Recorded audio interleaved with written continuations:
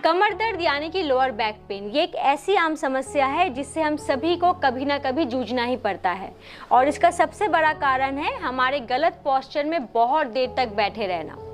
चाहे हम ऑफिस में काम के सिलसिले में बैठे या फिर घर पर हम किसी काम के लिए क्यों ना बैठे, पर हम घंटों तक एक ही पोस्चर में अपने कुर्सी या फिर अपने सोफे पे बैठे रहते हैं, जिससे होता क्या है, हमारे बॉडी का पोस्चर बिगड़ता है, हमारे कमर पर प्रेशर पड़ता है, जिससे हमें कमर दर्द की समस्या होती है। और अगर हम वक्त रहते इस दर्द का इलाज नहीं करते हैं तो यही दर्द हमारा क्रोनिक बन जाता है, यानी कि हमें अक्सर कमर दर्द की समस्या होती रहती है। तो इस दर्द से छुटकारा पाने का सबसे आसान और सबसे असरदार तरीका है कि हम योगासन करें। तो आज के इस वीडियो में हम जानेंगे कुछ ऐसे आसान योगासन के बारे में जिनको करने से हमें तुरंत ही कमर दर्द से आराम मिल सकता है। और साथ ही ये सारे योगासन हमारे स्पाइन हेल्थ के लिए, यानी कि हमारे रीढ़ की हड्डी के लिए बहुत ही ज़्यादा हेल्दी है। अगर आपको क्रोनिक बैक पेन रहता है, यानी कि अगर आपको किसी भी कारण से अक्सर कमर दर्द की समस्या रहती है, तो इन आसनों का नियमित अभ्यास करने से आपको उस दर्द से भी बहुत ही जल्द आराम मिलेगा। तो इस वीडियो को पूरा ज़रूर देखिएगा। और अगर आप इस चैनल पर नए हैं और आपने अभी तक इस चैनल को सब्सक्राइब नहीं किया है तो इसको सब्सक्राइब कीजिए, बेल आइकन को क्लिक कीजिए ताकि आपको सारे वीडियोस के अपडेट्स मिलते रहें। तो चलिए देर ना करते हुए हम आज का सेशन शुरू करते हैं। तो सबसे पहला आसन हम करेंगे अर्ध मत्स्येंद्र आसन। तो इसको करने के लिए हमें पहले दंडासन में बैठना है। तो हम बैठेंगे पहले स्थिति दंडासन में, यानी कि हमारा स्पाइन और हमारा नेक बिल्कुल स्ट्रेट रहेगा, हमारे दोनों पैर बिल्कुल सीधे हमारे सामने इस तरह से रहेंगे और हमारे दोनों हाथ रहेंगे हमारे हिप के दोनों तरफ ऐसे। अब हम पहले शुरुआत करेंगे हमारे दाएं तरफ से। तो अपने दाएं पैर को घुटने से बेंड करेंगे, इसके हील को अपने बाएं पैर के घुटने के पास इस तरह से रखेंगे, फिर बाएं पैर को फोल्ड करेंगे और इसकी एड़ी को रखेंगे अपने बटक के पास इस तरह से। फिर इनहेल करेंगे, सांस लेंगे और अपने बाएं हाथ को ऊपर की तरफ स्ट्रेच करेंगे। इससे आपके स्पाइन में स्पेस क्रिएट होगा, जिससे आपको मैक्सिमम ट्विस्ट करने में मदद मिलेगी। तो इनहेल करें, अपने बाएं हाथ को ऊपर की तरफ स्ट्रेच करेंगे, फिर सांस छोड़ते हुए अपनी कोहनी को आप अपने घुटने पे इस तरह से फंसाएंगे और अपने एंकल को होल्ड करेंगे। फिर आपको सांस छोड़ते हुए अपने कंधे से आपको पीछे की तरफ देखना है। अब आप चाहे तो इस हाथ को आप मैट पे रख सकते हैं अपने बैक को सपोर्ट देने के लिए, वरना आप अपने हाथ को अपने कमर पे इस तरह से रखें और पीछे की तरफ देखें। फिर नॉर्मल ब्रीदिंग के साथ आप इस आसन को होल्ड करेंगे। फिर इनहेल करेंगे, सामने की तरफ देखें, एक एक करके अपने हाथों को रिलीज करें, फिर अपने पैरों को रिलीज करके फिर से दंडासन में आएंगे। अब हम सेम करेंगे हमारे बाएं तरफ। तो अपने बाएं पैर को बेंड करेंगे, बाएं पैर की एड़ी को रखेंगे दाएं पैर के घुटने के पास, फिर दायां पैर फोल्ड होगा। अब आपको यहाँ पर जिस बात का ध्यान देना है, बहुत लोग क्या गलती करते हैं, अपने पैर को वो लोग इस तरह से बेंड कर देते हैं, यानी कि उनका जो सोल है वो मैट पे रहता नहीं है। तो आपको अपने इस पैर के सोल को पूरी तरीके से मैट पर ही रखना है, जिससे आपका घुटना बिल्कुल स्ट्रेट रहेगा। अब हम ट्विस्ट करेंगे हमारे बाएं तरफ। तो सांस लें, अपने दाएं हाथ को ऊपर की तरफ स्ट्रेच करें, अपने स्पाइन में स्पेस क्रिएट करें, फिर सांस छोड़ते हुए अपनी कोहनी को आप यहाँ पर अपने घुटने पे इस तरह से फंसाएंगे, अपने एंकल को आपको पकड़ना है, फिर आप पीछे की तरफ देखेंगे। अब चाहे तो अपने बाएं हाथ को आप मैट पे रखें या फिर अपने कमर पे रखें। अगर आपको अपने एंकल को होल्ड करने में दिक्कत होती है तो आप इसके इजी वेरिएशन है, आप अपने हाथ को इस तरह से भी आप रख सकते हैं। अपने कंफर्ट के हिसाब से करें, बस आपको अपने ट्विस्ट पे ज़्यादा ध्यान देना है। होल्ड करेंगे, फिर सांस लेंगे, सामने की तरफ देखेंगे, एक एक करके अपने हाथों को रिलीज करें, फिर अपने पैरों को रिलीज करेंगे।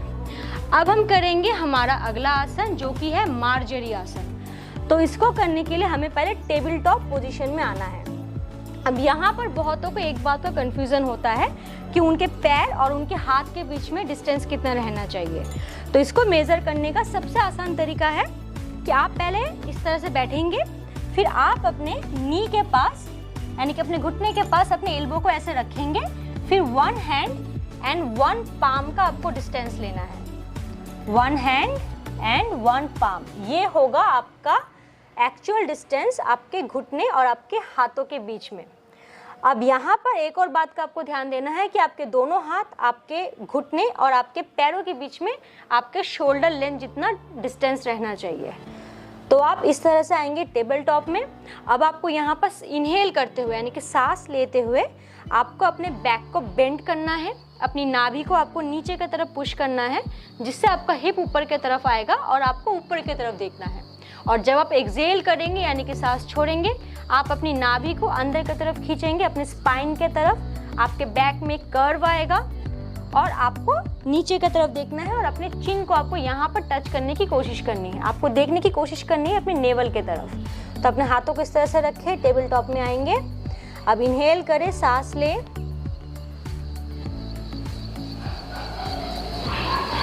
और सांस छोड़ें। ब्रीदिंग स्लो एंड डीप करेंगे और अपने बॉडी के मूवमेंट को आप अपने ब्रीदिंग के साथ लिंक करेंगे।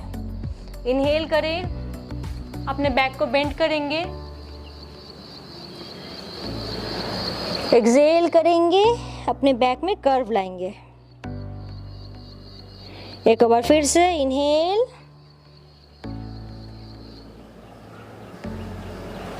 And exhale. अब यहीं से हम करेंगे हमारा अगला आसन, जो कि है उत्थान शिशु आसन।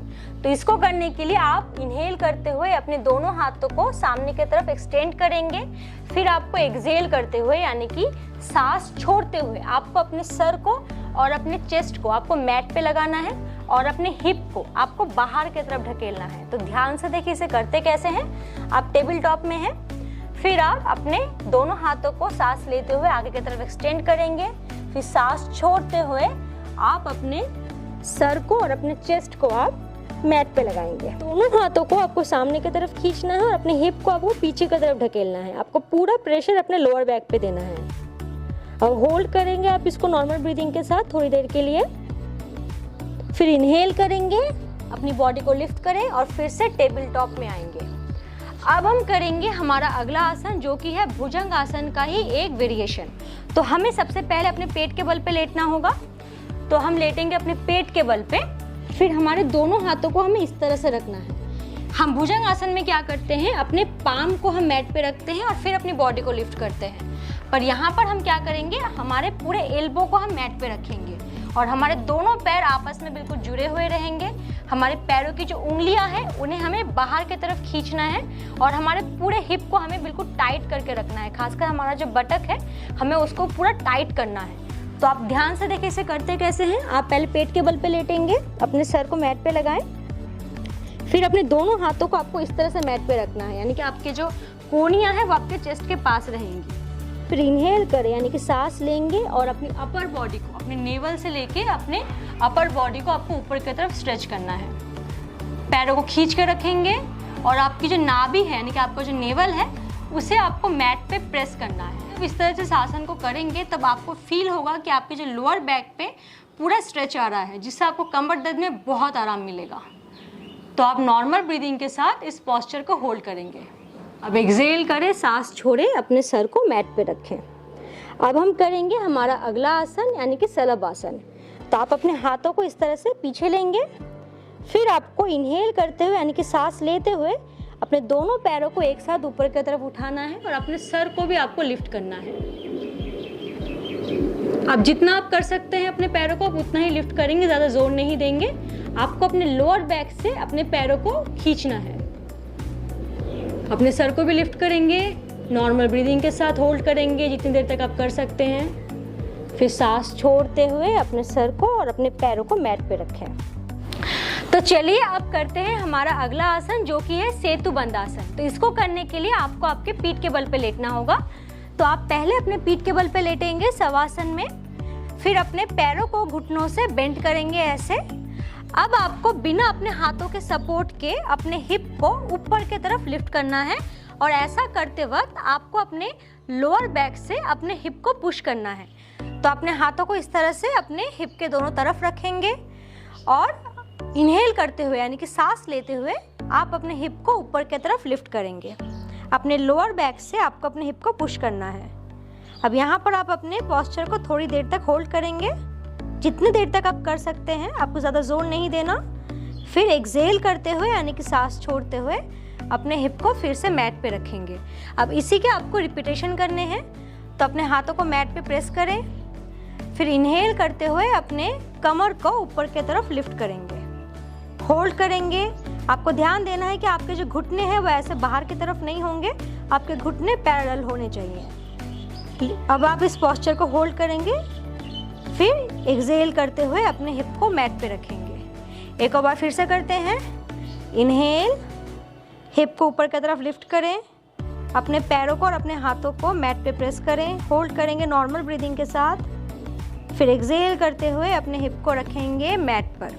अब यहीं से हम करेंगे हमारा अगला आसन। तो उसे करने के लिए अपने दाएं पैर को आप इस तरह से अपने बाएं पैर के घुटने के ऊपर रखेंगे, यानी कि आपके दाएं पैर का जो एंकल है वो आपके बाएं पैर के घुटने के यहाँ पर इस तरह से रहेगा। तो फिगर 4 कहते हैं। तो अब आप यहाँ पर जो गैप है यहाँ से अपने दाएं हाथ को अंदर लेंगे, फिर अपने हाथों को इस तरह से आपको इंटरलॉक करना है और अपने बाएं पैर के घुटने को आपको होल्ड करना है। अब आपको एक्सहेल करना है, यानी कि सांस छोड़ना है और अपने पैरों को आपके चेस्ट के तरफ आपको खींचना है ऐसे।